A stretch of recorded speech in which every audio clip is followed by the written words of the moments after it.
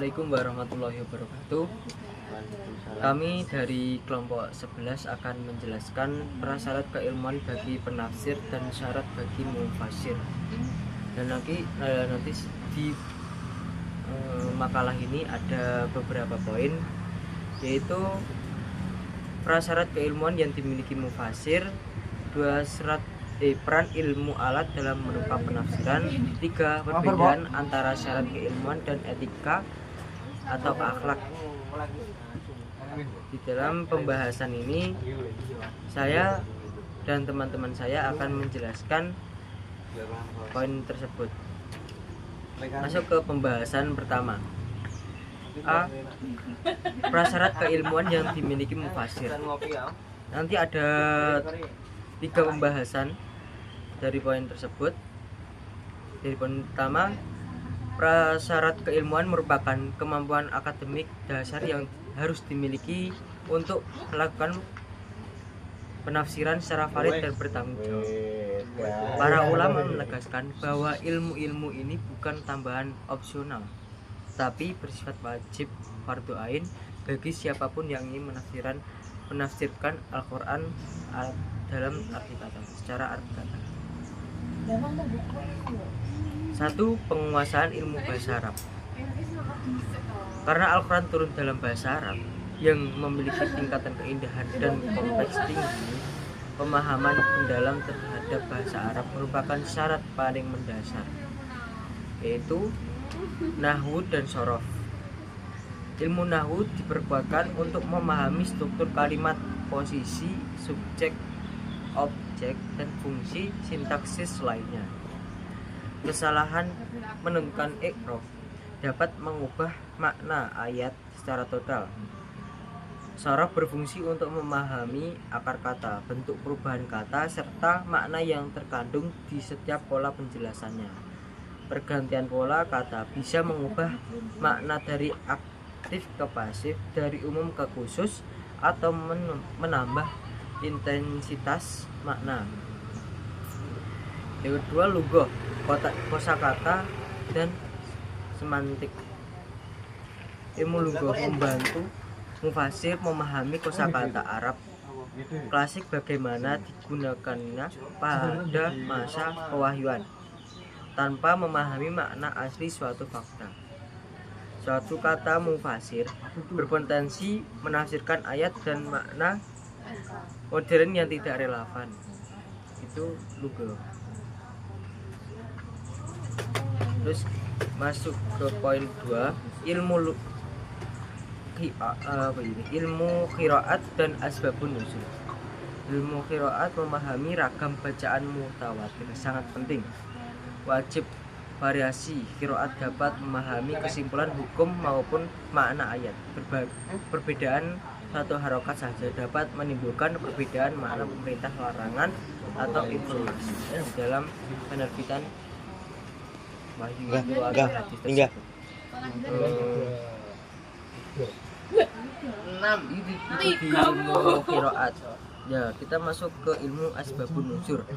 Asbabun nuzul ini ilmu yang membantu mufasir memahami konteks turunnya ayat baik terkait peristiwa historis maupun individu tertentu. Dengan mengetahui, mufasir dapat menghindari penafsiran yang terlalu menyempit atau melebar. Kaidah al-ibrah bin umumil lazhi la bi khususi al-sabab hanya dapat diterapkan jika sebab turunnya ayat diketahui dengan baik. 3. Ilmu hadis dan usul fikih. Ilmu hadis adalah penjelasan bayan bagi Al-Quran. Karena itu mufasir harus memahami ilmu kritik hadis, jarh wa ta'dil, atau meneliti dan menilai kredibilitas para perawi serta mampu menilai kualitas riwayatan. 2. Ilmu fikih atau ilmu usul fikih.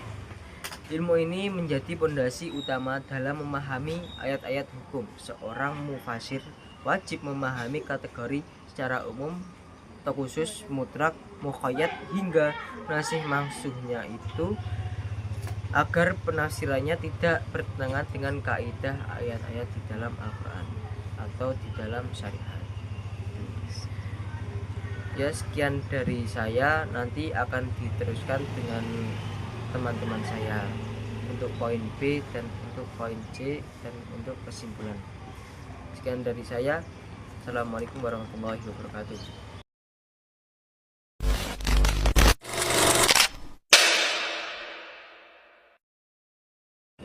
Assalamualaikum warahmatullahi wabarakatuh.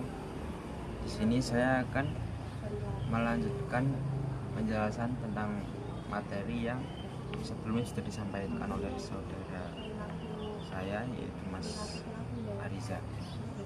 Yaitu sekarang poin B. Peran ilmu alat dalam menopang penafsiran. Ilmu alat bukan sekedar pengetahuan tambahan, tetapi merupakan perangkat metodologis yang menentukan akurasi penafsiran. 1. Fungsi nahwu dan shoroh dalam penafsiran. Nahwu membantu mufassir memahami struktur ayat dan mengidentifikasi pelaku, objek, dan hubungan antar kata. Kesalahan pada aspek ini dapat menimbulkan interpretasi yang bertentangan dengan maksud ayat. Shoroh berperan dalam mengungkap keputusan pemilihan bentuk kata tertentu oleh Al-Quran, termasuk penggunaan kata kerja lampau untuk peristiwa masa depan sebagai bentuk penegasan. 2. Fungsi ilmu balaghah. Balaghah memungkinkan mufassir memahami keindahan retorika Al-Quran yang mempengaruhi makna ayat. Ilmu ma'ani menjelaskan mengapa suatu konstruksi kalimat digunakan dalam keadaan tertentu. Ilmu bayan memahami makna majas, metafora, kinayah, dan perumpamaan dalam ayat-ayat Al-Quran. Ilmu badi yaitu berfungsi untuk menganalisis aspek keindahan bahasa seperti jinas dan tibak yang menguatkan pesan ayat. Yang ketiga, peran usul fikih dalam menentukan hukum. Usul fikih mengajarkan cara memahami perintah, larangan, dan ayat-ayat yang tampak kontradiktif. Kaidah-kaidah usul memungkinkan mufassir menghasilkan pemahaman yang konsisten dan tidak bertentangan dengan prinsip-prinsip syariat. Poin C. Perbedaan antara syarat keilmuan dan syarat etika atau akhlak. 1. Syarat keilmuan. Syarat ini berkaitan dengan kemampuan intelektual dan penguasaan terhadap ilmu-ilmu alat. Tanpa kompetensi ini, seseorang mudah terjerumus pada tafsir birra'i al-madmum, penafsiran dengan pendapat pribadi yang tercela. Yang kedua, syarat personal dan etika. Selain ilmu, seorang mufassir wajib memiliki ketakwaan, keikhlasan, integritas, dan kebersihan hati. Penafsir harus terbebas dari hawa nafsu, kepentingan politik, maupun fanatisme kelompok. Banyak ulama menegaskan bahwa ilmu tidak akan bermanfaat jika hati seorang penafsir dipenuhi dengan niat buruk atau ambisi pribadi. Ya, cukup sekian dari saya materi yang saya sampaikan. Jika ada kurangnya mohon maaf. Selanjutnya akan diteruskan oleh teman saya. Wassalamualaikum warahmatullahi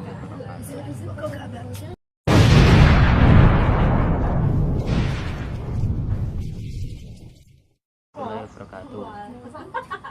Baik, saya akan memberikan kesimpulan dari penjelasan yang sudah teman-teman saya berikan. Syariat keilmuan bagi penafsir untuk mendapat manfaat Al-Quran dengan benar diperlukan penguasaan ilmu dasar yang menjadi fondasi pemahaman teks.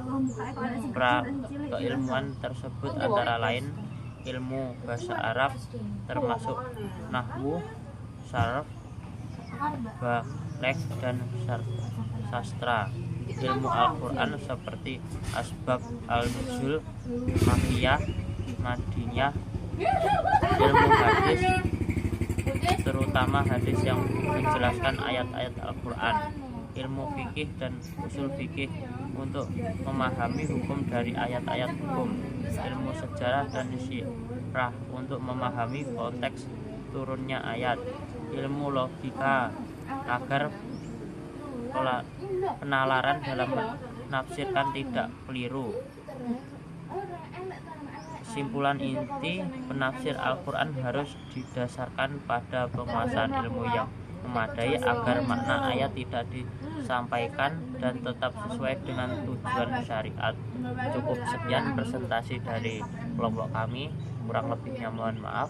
Wassalamualaikum warahmatullahi wabarakatuh.